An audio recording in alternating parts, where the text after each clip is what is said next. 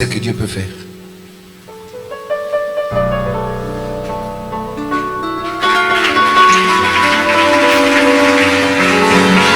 Regardez-les. C'est formidable, c'est formidable. Papa, ça va? Ça va. Ça va bien? Oui, ça va, par la grâce de Dieu. C'est fini les larmes? Oui. J'avais pleuré ce jour au bureau comme ça. Oui. Maintenant, qu'est-ce que tu dis? Face à ça, comment tu te sens, je veux dire?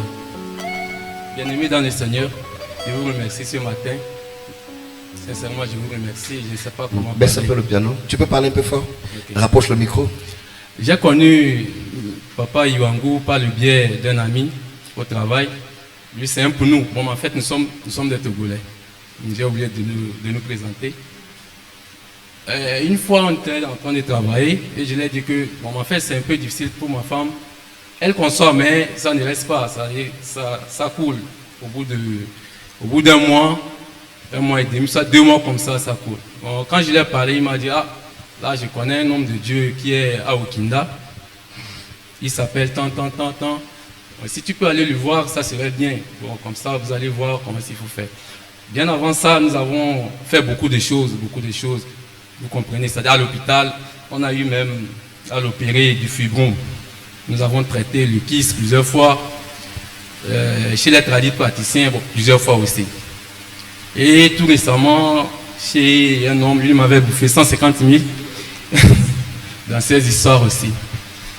Alors, à un moment donné, on était un peu fatigué. Bon, j'ai dit, ah maman, tu sais, on m'a parlé d'un homme de Dieu comme ça. À un moment donné, nous allons programmer, aller le voir, peut-être qu'il peut nous aider.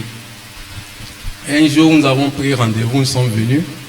Nous avons passé par tous ces moyens pour le croiser. Le jour où nous avons croisé l'homme de Dieu, la première fois, il m'a dit, bon, en fait, c'est dur. J'ai vu que vous avez travaillé, vous avez fait beaucoup de choses, mais c'est dur. Ce que nous allons faire, nous allons vous mettre dans un travail spirituel. Et si plaît à Dieu, Dieu va bénir et vous allez voir les fruits. De là, il m'a dit, dépose ta main sur le ventre de ta femme. Quand j'ai déposé ma main, il a déposé lui sa main sur ma main. Il a prié. Bon, quand nous sommes sortis, maman me dit, quand l'homme de Dieu priait, elle a senti un truc, on dirait qu'on a arraché quelque chose dans son ventre. J'ai dit, ah bon? Bon, moi, je n'avais rien senti. Il nous a donné rendez-vous. Ça ne te concernait pas. Là,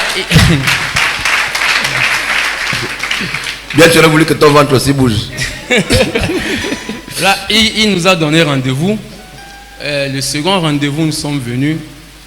Là, il nous demande quand même est-ce qu'elle passe un menstrues. Et puis, je l'ai dit effectivement, actuellement, elle a un retard. Donc, ça dit, elle porte déjà, elle est enceinte. C'est que le problème n'était pas quand. Le problème était que ça coule. Ce n'est pas qu'elle ne tombe pas enceinte. Là, l'homme de Dieu dit, ah, là, ça tombe bien. Ce que nous allons faire, nous allons prier pour que ça reste. Et l'homme de Dieu nous a demandé, sincèrement, je ne vais pas vous mentir, moi, je ne m'attendais pas. C'est-à-dire, j'ai compris cela comme la loi de l'échange équivalente. C'est ce que j'ai compris. Je n'ai pas pris ça comme ce qu'il faut payer. C'est que si tu ne donnes rien, tu ne peux rien recevoir. C'est ça la loi de l'échange équivalente. C'est ce que j'ai compris. Et il nous a demandé de payer certains trucs que nous avons achetés. Maintenant, il dit que le reste, lui-même, il va prendre en charge. Et il a tout pris en charge. Parce que quand nous sommes venus pour prendre maintenant le support, j'ai vu qu'il y avait beaucoup de choses. Beaucoup de choses encore. J'ai dit, mais là, ça, c'est quoi? J'étais même étonné, je ne vous mens pas. Et nous avons fait le travail. Je venais ici, beaucoup de sœurs me connaissent, et les frères aussi me connaissent. Je venais. Nous avons fait jusqu'à ce que... Et puis, quelque chose m'a marqué dans ce travail-là. C'est qu'un jour, lors d'un culte de dimanche comme ça, Papa Iwangu a fait une déclaration prophétique. Il m'a salué et il dit, ta femme va accoucher cette année. Bon, moi j'ai pris ça comme bon. En fait, je savais qu'elle allait accoucher cette année parce que avec les histoires d'échographie, tout. J'ai pris ça à la légère. Mais c'est après l'accouchement, j'ai bien compris pourquoi cette déclaration. Pourquoi ta femme va accoucher cette année? Parce que ça n'a pas été facile. Ça n'a pas été facile. Nous avons suivi la grossesse du premier mois jusqu'au 9e mois. Nous avons tout fait, tout ce que la sage-femme a demandé, nous avons tout fait. Mais c'est à la dernière minute, c'est devenu compliqué. C'est devenu très très très compliqué parce qu'ils ne pouvaient pas pousser, ils sont passés par la césarienne. Ça, on ne s'attendait même pas parce qu'on n'avait rien. Même, le papa même avait dit que je vois que vous n'avez rien financièrement. Et on devait passer par la césarienne. C'est après la césarienne, j'ai dit là, c'est maintenant je comprends pourquoi papa disait que ta femme va accoucher cette année. Et c'est à quelle date? C'est le 31 décembre. C'est le 31 décembre, la nuit.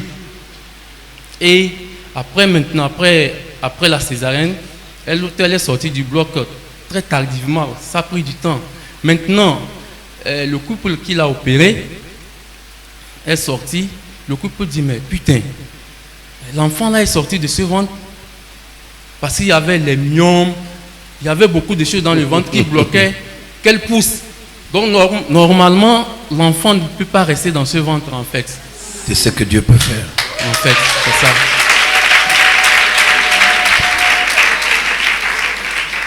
Donc normalement, selon la médecine, ce qu'ils ont vu, l'enfant ne peut pas rester dans ce ventre.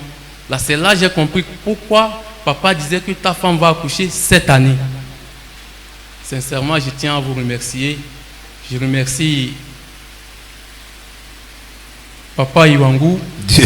Oui, non, je dois vous remercier d'abord. Je vous remercie, j'ai remercié Dieu plusieurs fois.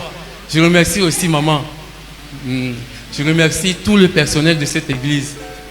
Que Dieu Tout-Puissant vous assiste toujours. Les fidèles de cette église aussi, je vous remercie.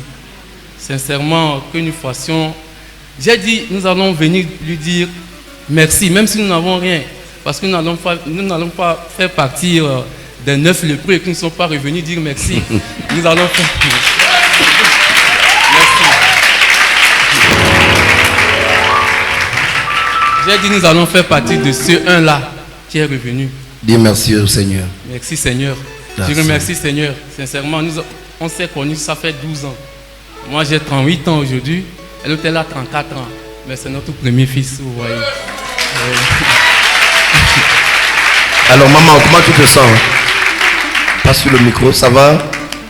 Oui, on dit papa. comment bonjour chez toi? Loalé. Comment tu te sens? Je me sens bien, papa. Regarde tes frères et sœurs, dis-leur ce que tu ressens. J'ai une joie au cœur, je ne sais pas comment m'exprimer. J'ai juste à dire à papa Iwangu merci. Merci parce que je ne m'attendais pas à attraper ce bébé. Donne à papa son bébé. Voilà, vas-y. Je ne m'attendais pas à avoir ce bébé là dans mes mains. Ça fait 3 mois aujourd'hui. J'ai une joie immense dans mon cœur. Je suis vraiment, je ne sais pas comment m'exprimer, je suis tellement contente. Et je vous dis merci. Il ne faut pas pleurer, ça va. J'ai juste à dire merci papa et je dis aussi merci à maman. C'est juste tout ce que j'ai à dire. Et je remercie toute personne qui est dans cette salle, toute personne qui traverse ce que j'ai vécu. De ne pas perdre l'espoir, un jour Dieu fera. Amen. Que Dieu vous bénisse.